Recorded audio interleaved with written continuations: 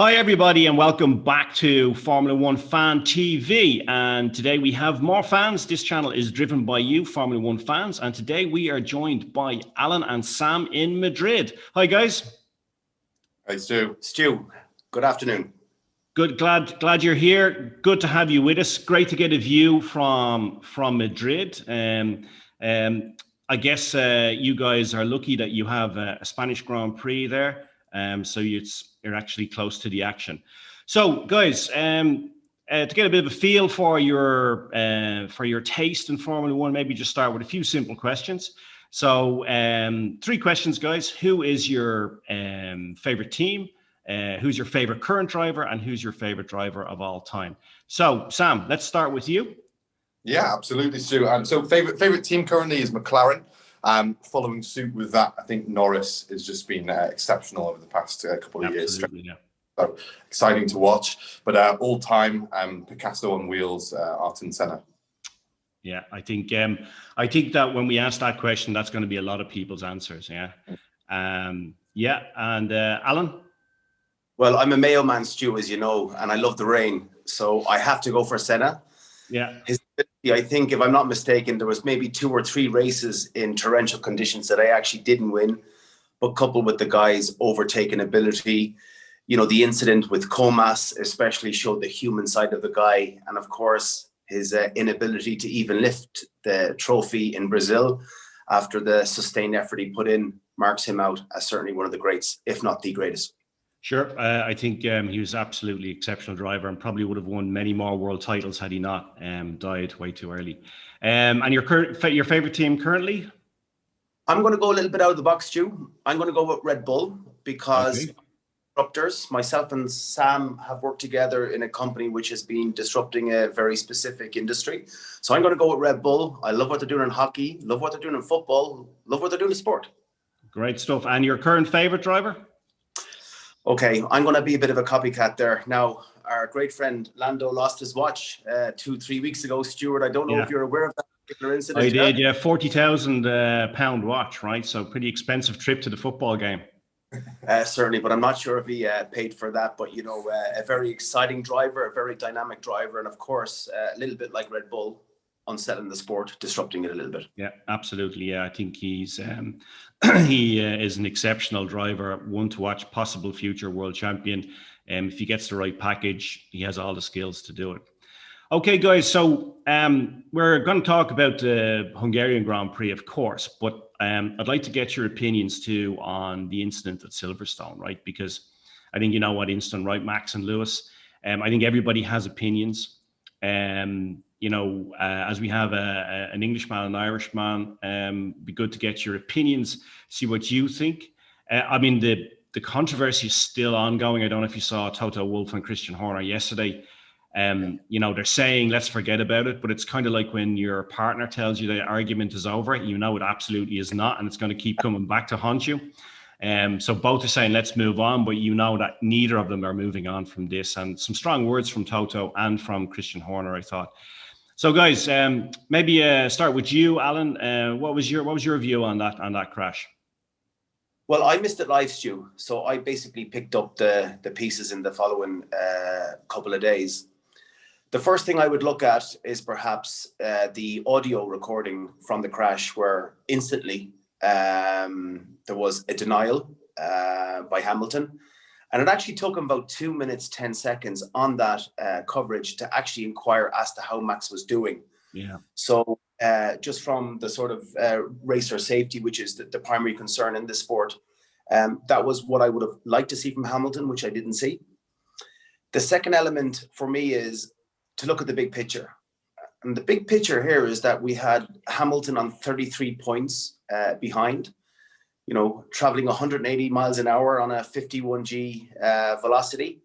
Okay, a lot of mitigating circumstances, but I firmly are going to put this down as a racing incident with the needle pointing very, very much towards Hamilton. Okay, yeah. I think we did a poll of viewers of the channel, and most viewers said that they believed it was Lewis's fault.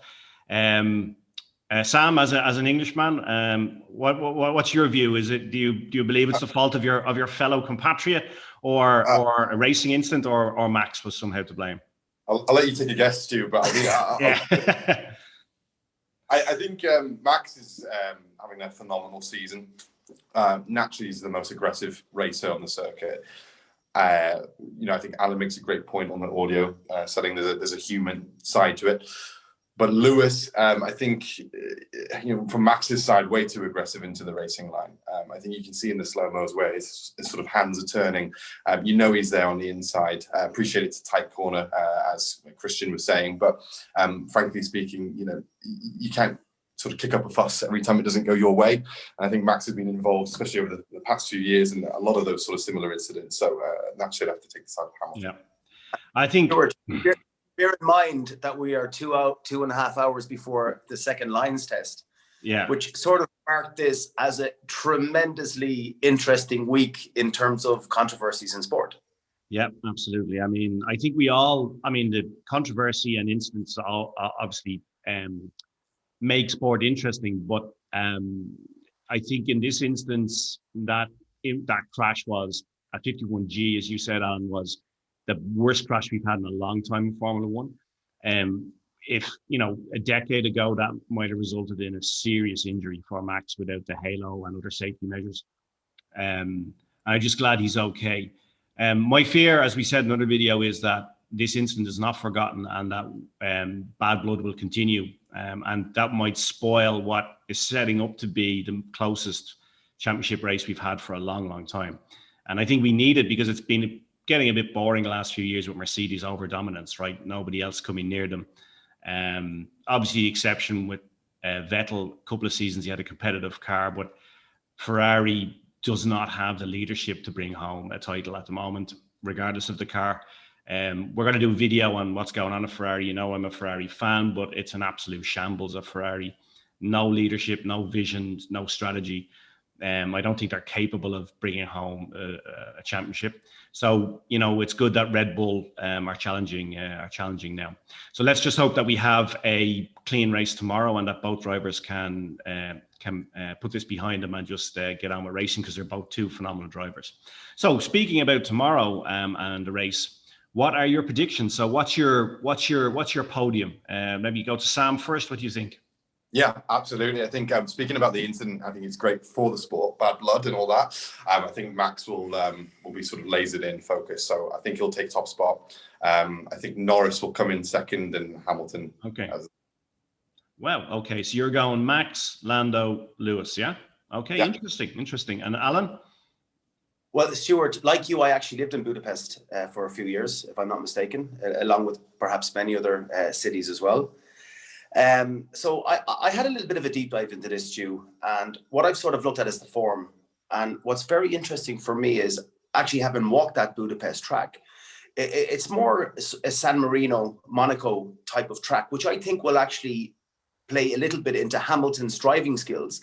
However, I do think Red Bull have the superior machine, especially around corners. In the straights, I would give it to Hamilton. But tomorrow, I'm going to go for a mad prediction. I'm going to bet that those two guys, Max and Lewis, go out and we'll see Norris finish number one. Okay, wow. So basically, you're saying this bad blood is going to continue and these guys will, so we're talking about a Senna-type Prost rivalry now. I mean, I think it's very difficult to say who's going to win tomorrow. I think, obviously, guys, it's important to point out for the audience that we're doing this pre-quali. So we've just seen the free practices. Mercedes seem to have slight edge. Obviously, qualification, we don't know the results yet. Tomorrow, I'm actually going to go with Lewis. I think that, and purely because Max has to race Lewis and Valtteri Bottas, because Perez is nowhere near. He's not helping him. And I just think that the two of those drivers with the cars they have will have more strategic options and allow them undercut, overcut, delay Max. So assuming that they all finish and your prediction doesn't come true, Alan, I think Lewis will edge it. And I think Max will be in the top three. but I think he may find it difficult to beat even Valtteri Bottas, just because he's going to be racing 2 Mercedes, not just Lewis. And as I said, Perez is not there to help him. Yeah, anyway, guys, thanks very much. Let's see what your predictions are. Let's see what happens in qualification too. You know, if you look at the analysis, the stats, it looks like it's going to be a Mercedes lockout. But let's see, and let's just hope for a good, clean race tomorrow. So, Alan, Sam, thanks a million.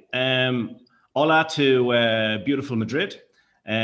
We will get this video up as quickly as possible. Guys, for those of you watching, this is Formula 1 Fan TV. It's driven by fans, driven by you. If you want to get involved, please contact us, info@f1ftv.com, or on our Facebook page @drivenbyfans. You can message us and you can get involved in the action.